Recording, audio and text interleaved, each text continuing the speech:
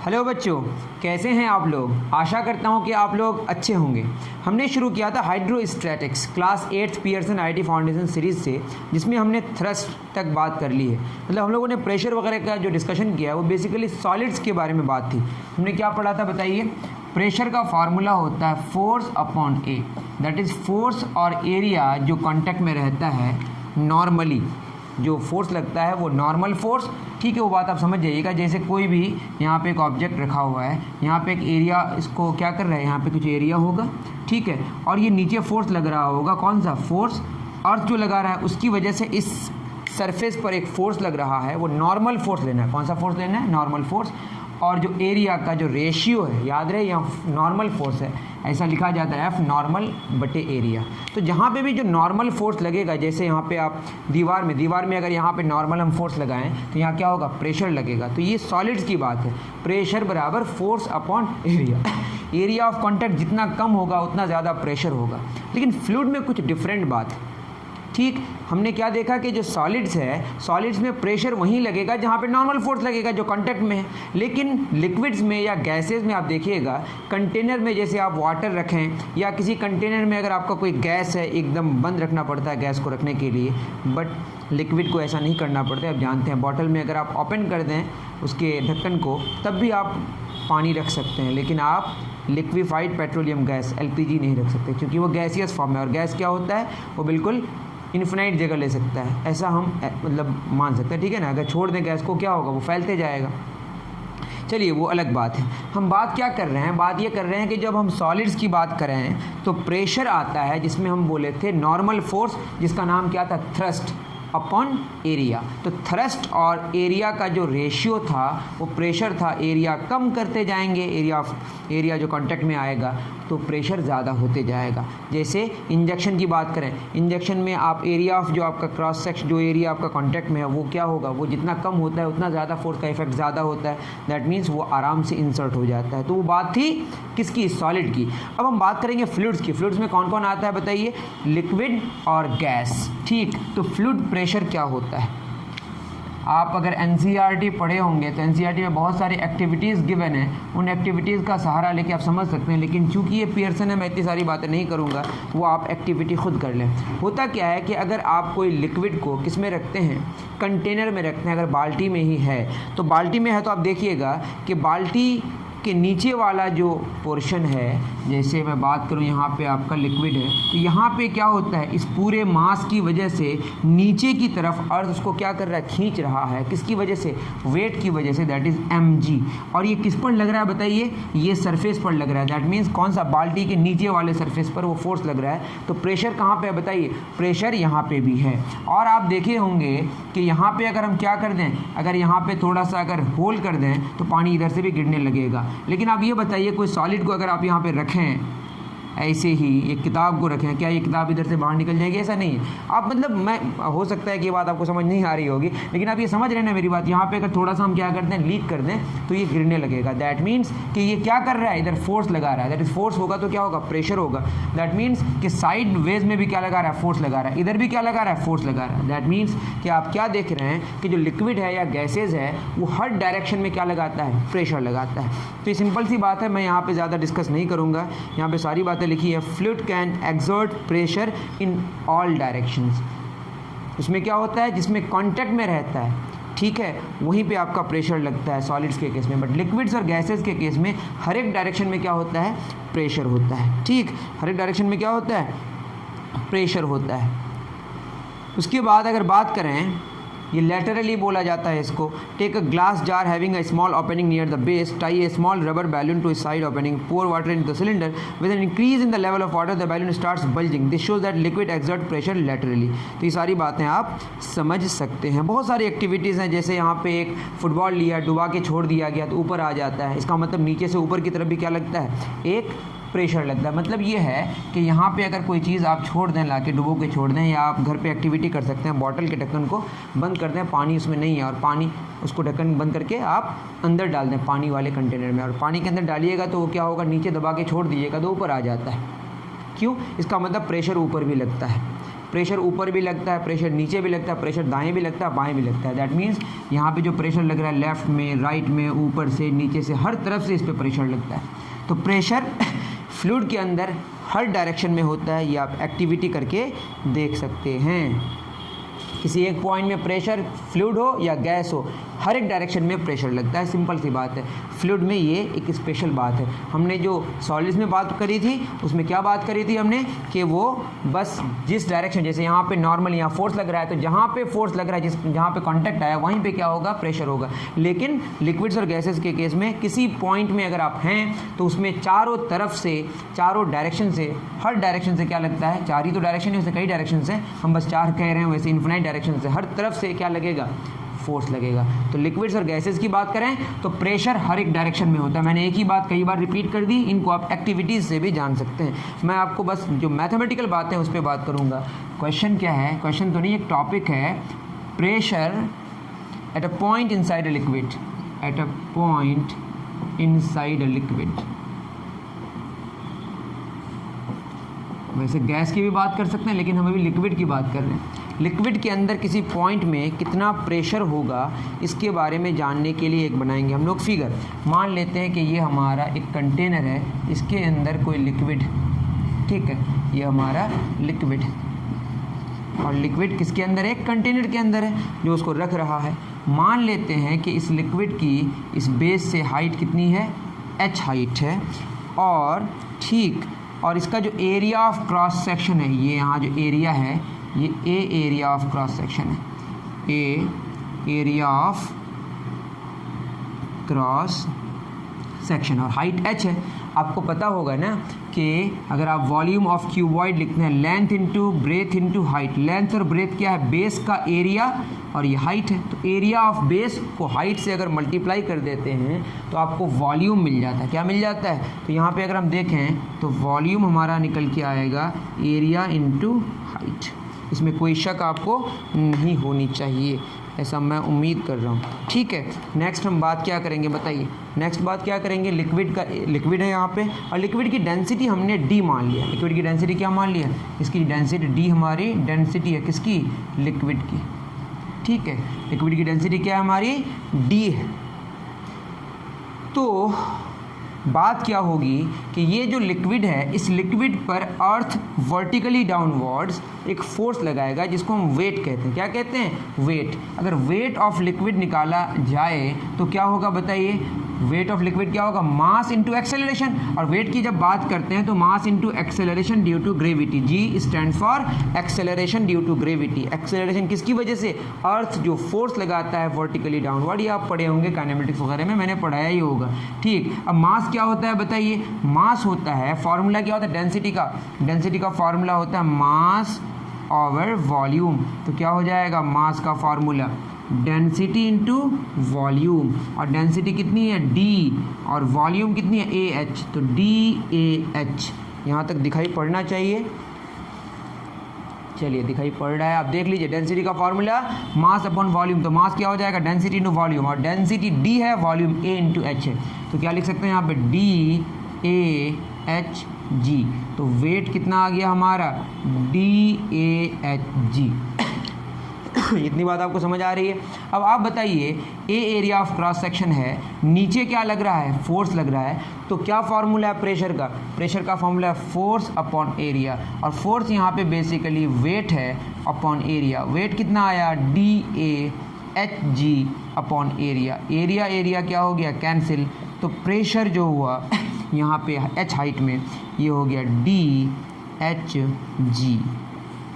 आप यहाँ पे एक बहुत ही इंटरेस्टिंग चीज़ देख रहे होंगे कि प्रेशर के फार्मूले में एरिया गायब हो गया। That is pressure inside a liquid is independent of area. Area पे डिपेंड ही नहीं कर रहा है, किस पर डिपेंड कर रहा है, डी स्टैंड्स फॉर डेंसिटी।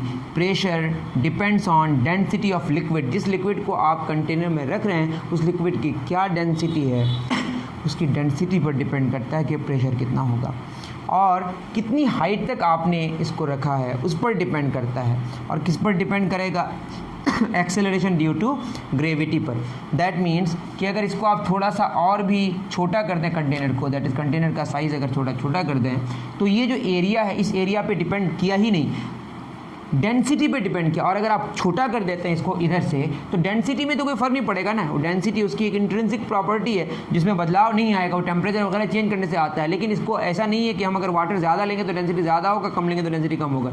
ज़्यादा वाटर का भी डेंसिटी वही है, कम वाटर का भी डेंसिटी वही है। दैट मीन्स कि अगर हम लिक्विड को कम करते हैं, एरिया नीचे कम करते हैं, तो डेंसिटी में कोई फ़र्क नहीं पड़ेगा, हाइट में भी कोई फ़र्क नहीं पड़ेगा। इस लिक्विड को हम हटा भी दें तो, और एक्सेलरेशन ड्यू टू ग्रेविटी तो अर्थ के नज़दीक कॉन्स्टेंट ही है। दैट इज़ प्रेशर एरिया जो यहाँ पे बेस का एरिया है इस पे डिपेंड ही नहीं किया। प्रेशर, इसमें इंपॉर्टेंट बात आ गई ना, सॉलिड के केस में एरिया ही इंपॉर्टेंट रोल अदा करता है, लेकिन यहाँ पे क्या हो रहा है कि एरिया पे डिपेंड ही नहीं कर रहा प्रेशर। प्रेशर किस पे डिपेंड करता है? जो कंटेनर है, उस कंटेनर के अंदर जो लिक्विड आपने रखा, उस लिक्विड की डेंसिटी कितनी है उस पर डिपेंड किया, कितनी हाइट तक आपने रखा उस पर प्रेशर डिपेंड किया, और एक्सेलरेशन ड्यू टू ग्रेविटी पे डिपेंड किया। तो ये सारी चीज़ें लिखी हुई है कि प्रेशर किसका प्रोपोर्शनल हो गया, बताइए, डेंसिटी ऑफ लिक्विड किसका प्रोपोर्शनल हो गया, हाइट का। प्रेशर किसका प्रोपोर्शनल हो गया, जी का। बात समझ आ रही है? तो किस पर डिपेंड नहीं किया, एरिया पर डिपेंड नहीं करेगा। डेंसिटी बढ़ाते जाएंगे आप उस लिक्विड की तो प्रेशर बढ़ेगा, हाइट बढ़ाने से भी प्रेशर बढ़ेगा, एक्सेलरेशन ड्यू टू ग्रेविटी बढ़ाएंगे तो भी प्रेशर बढ़ेगा। लेकिन ये तो कांस्टेंट है अर्थ के नज़दीक, तो ये आप छोड़ सकते हैं। ठीक है, मेरी बात समझ आ रही है? तो प्रेशर किस पे इंडिपेंडेंट है, एरिया ऑफ क्रॉस सेक्शन पे। इतना आप नोट डाउन कर लें, हम एक क्वेश्चन करेंगे फिर आगे बढ़ेंगे। ठीक, डन। चलिए, P बराबर हो गया DHG। D stands for density of the liquid, H stands for height, जितनी हाइट तक आपने रखा है, और H acceleration due to gravity, जिसको आपको लगभग में कांस्टेंट ही लेना है। इसमें क्वेश्चन है एग्जाम्पल में, क्या गिवन है एग्जाम्पल में क्वेश्चन, वो हम लोग देखते हैं बड़े अच्छे तरीके से। क्वेश्चन कह रहा है, Nagarjuna Sagar dam is filled water till a height of 127 metres. जो नागार्जुन हाइट है वो कितना है, 127 metres. With the mass of water per cubic centimetre is 1 gram. मतलब यहाँ पे लिखा हुआ है लैंग्वेज में थोड़ा, इसका डेंसिटी 1 ग्राम पर सेंटीमीटर क्यूब है। इसने बोला 1 सेंटीमीटर क्यूब में 1 ग्राम मास है, तो बात तो वही की है ना, डेंसिटी 1 ग्राम पर सेंटीमीटर क्यूब। और लैंग्वेज में लिखा, find the difference in pressure acting on the following 2 points. Number 1, difference in pressure मांगा है, प्रेशर का डिफरेंस मांगा है। डिफरेंस के लिए हम डेल्टा इस्तेमाल करते हैं, इसके लिए घबराने की। Point exactly at the depth of half that of the dam. Dam की जब आपको हाइट यहाँ पे 127 मीटर दिया हुआ, लेकिन यहाँ पे जो हाइट लेना है वो कितना लेना है, H' मान लेते हैं, ये H/2 लेना है। क्यों? चूँकि हाफ में बोला है, तो कितना हो जाएगा ये 63.5 मीटर। तो प्रेशर का क्या फार्मूला है, इसको प्रेशर डैश मान लेते हैं, ये क्या हो जाएगा HDG, तो H'(DG). डी में तो कोई फ़र्क नहीं पड़ेगा क्योंकि कम हाइट करे ज़्यादा हाइट करे डेंसिटी सेम रहेगा, जी भी सेम रहेगा, बस हाइट डैश माना है तो यहाँ P' मान ली, इससे आपको घबराने की ज़रूरत है नहीं। H' कितना है 63.5, डेंसिटी कितनी है 1 ग्राम पर सेंटीमीटर क्यूब। अब बात फंस रही है 1 ग्राम पर सेंटीमीटर क्यूब में, मैंने कभी यूनिट डायमेंशन में शायद इसको बता दिया हूँ, 1 ग्राम पर सेंटीमीटर क्यूब। तो ये क्या हो जाएगा 10 पे पावर -3 किलोग्राम। 1 सेंटीमीटर में क्या होता है 10 पे पावर -2 मीटर, उस पे पावर -3, ये हो जाएगा 10 पे पावर -3 किलोग्राम, 10 पे पावर +6 मीटर -3, 6 में 3 गया 3, 10 पे पावर 3 किलोग्राम पर मीटर क्यूब।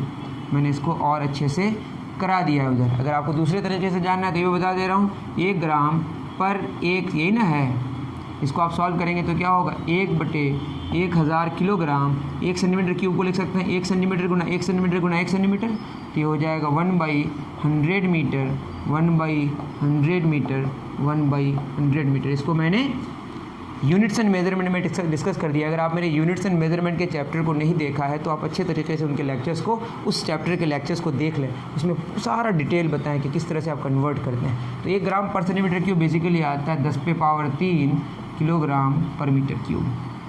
ऐसा यूनिट में कन्वर्ट कर दिए, 10 पे पावर 3 किलोग्राम पर मीटर क्यूब। जी का वैल्यू 10 मीटर पर सेकेंड स्क्वायर होता है अप्रॉक्स में, वैसे 9.8 भी होता है, मतलब हम अप्रॉक्स में 10 लेते हैं, 10 मीटर पर सेकेंड स्क्वायर। ठीक, इसको सॉल्व करेंगे तो कितना हो जाएगा 63.5, तो ये हो जाएगा आपका, इसको किस वे से लिखा है, इसको वैसे ही लिख के वैसे छोड़ दिया है, कोई इशू नहीं है।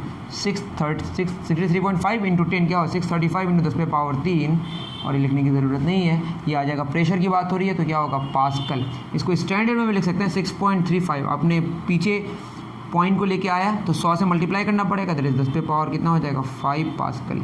ये आपको नहीं समझ आया तो सोचिए 635 मैंने लिखा तो 6 पॉइंट, ये पहले किताब का आंसर मैंने लिख दिया कैसे आपको बुक में लेके आया, ठीक है। अब मैंने क्या किया 6.35 किया, ये स्टैंडर्ड होता है कि इस फॉर्म में जब भी लिखेंगे तो ये वाला वैल्यू 1 और 10 के बीच में हो, तो क्या होगा मैंने 6.35 किया तो इसको एडजस्ट करने के लिए क्या करना पड़ेगा 10 पे पावर 2 से मल्टीप्लाई करना पड़ेगा, दैट इज 100 से मल्टीप्लाई करना पड़ेगा, 10 पे पावर 3 ऑलरेडी 10 पे 5 हो गया, ठीक है। इतनी बात आप समझ पा रहे हैं, नहीं समझ पा रहे तो मुझे कॉमेंट सेक्शन में ज़रूर बताएँ। अब क्या बोला है point at the bottom of the dam, ये तो आप समझ रहे होंगे, बॉटम ऑफ डैम मतलब हाइट कितना लेने बोला है, हाइट उतना ही लेने बोला है 127 मीटर, तो इसमें कोई शक नहीं है। तो प्रेशर कितना हो गया बताइए HDG, हाइट कितनी है अब 127 है, डेंसिटी कितनी है, डेंसिटी है आपकी 10 पे पावर 3 और G तो 10 है तो ये हो जाएगा 127, ठीक है, 1270 गुना 10 पे पावर 3 पास्कल, या स्टैंडर्ड वे में लिख सकते हैं 1.270, लिखने की ज़रूरत नहीं है, 2 पीछे गए आप तो 10 पे पावर कितना हो जाएगा बताइए, 3 पीछे गए तो 6 हो जाएगा पास्कल। लेकिन आपको यही लेना है ये वाला और ये वाला बुक के हिसाब से। तो प्रेशर का जो डिफरेंस है वो कितना हो जाएगा बताइए, P minus P dash, 127 metre में कितना आया 1270 गुना 10 पे पावर 3 पास्कल, और उसके आधे हाइट में कितना आया 635 into 10 to the power 3 pascal, ठीक। तो बताइए डिफरेंस कितना हो जाएगा, ये होगा 1270 गुना 10 पे पावर 3 माइनस 635 इंटू 10 पे पावर 3, तो 1270 माइनस 635 10 पे पावर 3 हमारा क्या आ गया कॉमन, तो आ जाएगा 635 into 10 raise to the power 3 pascal. तो प्रेशर का डिफरेंस आधे हाइट में और पूरा एकदम 127 मीटर हाइट में जो आया वो कितना आया 635 into 10 raise to the power of 3 pascal. मेरी बात समझ आ रही है? तो ये एक बात थी जो आपको शायद समझ आ गई होगी। उसके बाद कुछ हैं चीज़ है laws of liquid pressure. Laws of liquid pressure इसको मैं कम से कम अभी डिस्कस कर देता हूँ, उसके बाद बचेगा हेयर्स एपरेटस, हो सकता है इसको नेक्स्ट मैं वीडियो में कंप्लीट करूँ, ठीक है। इसमें कुछ लॉज हैं जिसमें आपको मैं बुक में ही बता दूँगा सारी चीज़ें जो आपको खुद समझ आ जाएगी। इसको मिटा दूँ 1 2 3, चलिए। अगर आपको नहीं समझ आए तो आपको किस में लिखना है, कमेंट सेक्शन में। मैंने अपनी तरफ से पूरा समझाने की कोशिश की है। लॉज ऑफ लिक्विड प्रेशर अगर आप टॉपिक दें, इसमें लॉज ऑफ लिक्विड प्रेशर, देखिए फिज़िक्स में हम लोग जो चीज़ें नेचर में पाई जाती है उसी को पढ़ते हैं, खुद हम लोग क्रिएट नहीं करते, ऑलरेडी क्रिएटेड है सारी चीज़ें, बस हमने लॉज को बनाने की कोशिश की है। या फिगर वगैरह देखते होंगे। पहला लॉ है pressure at a given depth inside a stationary liquid is the same at all points in the horizontal plane as the pressure at a point is given by P बराबर HDG। इसमें क्या बात किया है, P बराबर HDG। अगर आप height को फिक्स कर देते हैं, डेंसिटी और G तो ऑलरेडी फिक्स्ड है, क्योंकि किसी एक लिक्विड की अगर बात करें, यहाँ पे स्टेशनरी लिक्विड की बात हो रही है, भी इंपॉर्टेंट बात है, जो लिक्विड है वो स्टैटिक कंडीशन में कंटेनर के रिस्पेक्ट में, ठीक है। तो D density of the liquid और G acceleration due to gravity, वो तो ऑलरेडी कांस्टेंट है। तो जो हाइट है अगर उसको हम फिक्स कर दें तो क्या होगा, एक हॉरिजॉन्टल लेवल में अगर हम बात करें, यहाँ पे अगर हम बात करें, ये मान लेते हैं H हाइट है, तो यहाँ पे H हाइट है, तो यहाँ पे भी कितनी हाइट है, H हाइट है, यहाँ पे भी कितनी हाइट है, H हाइट है। तो अगर हाइट सेम कर दें तो ये वाला जो प्लेन हुआ हॉरिजॉन्टल प्लेन हुआ, तो हॉरिजॉन्टल प्लेन में हाइट सेम होगी, अगर हाइट सेम होगी तो प्रेशर भी क्या होगा, सेम होगा। ये पहला लॉ है। Pressure at a given depth inside a stationary liquid is the same at all points in the horizontal plane as the pressure at a point, लिखा हुआ है, ठीक है।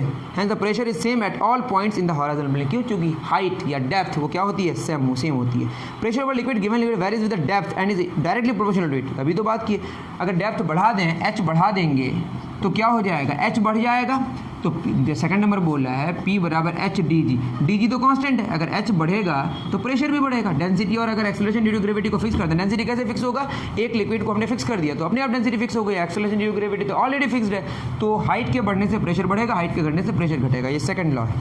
Third, a liquid seeks its own level, ये अपने आप जैसा भी आप यहाँ रखें ओन लेवल, टेक 5 ट्यूब्स, यहाँ पे ट्यूब लिया गया है ना, अब जैसा भी जो भी करें ऊपर की जो हाइट होगी सबकी सेम होगी, आप देख ही सकते हैं, अपने आप ये लेवल को ले लेता है। ऊपर का जो सरफेस होगा वो हमेशा क्या होगा, हॉरिजॉन्टल होगा। A liquid seeks its own level, take 5 tubes of various shapes as shown in the figure fix the apparatus in a vertical position, pour water through any one of the vertical tubes, it is observed that the level of water is same in all tubes. मतलब जो height होगी वो सबकी same होगी, किसी में ज़्यादा liquid हो किसी में कम होगा, लेकिन जो हाइट होगी अचीव सबकी क्या होगी, सेम होगी। बात समझ आ रही है? लेकिन यहाँ पे क्या होना पड़ेगा, अंदर से सबको कनेक्टेड होना पड़ेगा, ठीक है, एक पाइप से। The upper surface of stationary liquid is always horizontal, में कोई शक नहीं है, ऊपर वाला सर्फेस हमेशा क्या होता है, हॉराइजॉन्टल होता है। ये मैं नहीं कर रहा हूँ, ये ओरिजिनल में हो रहा है पहले से, बस हम लोग उसको पढ़ते हैं। लास्ट जो है, the lateral pressure exerted by liquid increases with the increase in the depth of the liquid, due to this reason the walls of dams are, सुनिए क्या होता है कि लैटरल प्रेशर एक होता है हमारा, तो नीचे की तरफ प्रेशर होता है, एक होता है वॉल्स में जो प्रेशर होता है, ये वॉल में जो प्रेशर होता है वो डेप्थ के बढ़ने से वॉल वाला प्रेशर भी क्या होता है, बढ़ते जाता है, ठीक। इसकी वजह से ऊपर कोई भी अगर हम कंस्ट्रक्शन करते हैं नीचे की तरफ पानी वगैरह में, तो नीचे का जो हमारा एरिया होता है, नीचे का जो हमारा वो साइज़ होता है उसको हम बढ़ाते जाते हैं। देखिए यहाँ पे किया है ना, नीचे का जो साइज़ है वो बढ़ाते गया, क्यों? क्योंकि यहाँ साइज़ के बढ़ने से क्या होगा कि उसका जो प्रेशर है उसको वो ज़्यादा उसको मतलब उसको बर्दाश्त कर सकता है। बात समझ आ रही है?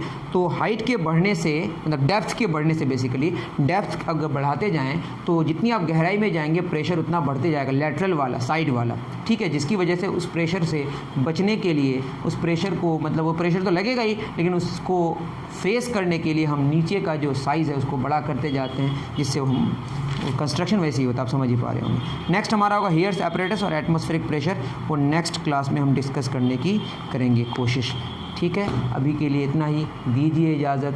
और ज़रूरी एक बात, आप नीचे डिस्क्रिप्शन को ज़रूर चेक करें, वहाँ पे हमारा कंट्रीब्यूशन वाला सेक्शन, सपोर्ट अस वाला सेक्शन, जो कि बहुत ज़रूरी है। आप कहते हैं कि सर वीडियो बनाइए, और भी लोग वीडियोस बनाते हैं जिसको शायद फाइनेंशियली कोई प्रॉब्लम नहीं है, but we are facing the problem. Therefore हम लोग ये बात हमेशा कहेंगे कि आप ज़रूर सपोर्ट करें जब तक हमें सपोर्ट की ज़रूरत है, क्योंकि अगर आपको फ़ायदा हो रहा है और आपकी फैमिली में फाइनेंशियल कंडीशन सच में अच्छा है तो आप सपोर्ट कर सकते हैं, क्योंकि हम एक सर्विस प्रोवाइड करते हैं और सर्विस में अगर आपको फ़ायदा होता है और आप सक्षम हैं पे करने का तो ज़रूर पे करें। वैसे कोई ज़बरदस्ती नहीं है। मिलते हैं नेक्स्ट वीडियो में। Thank you very much.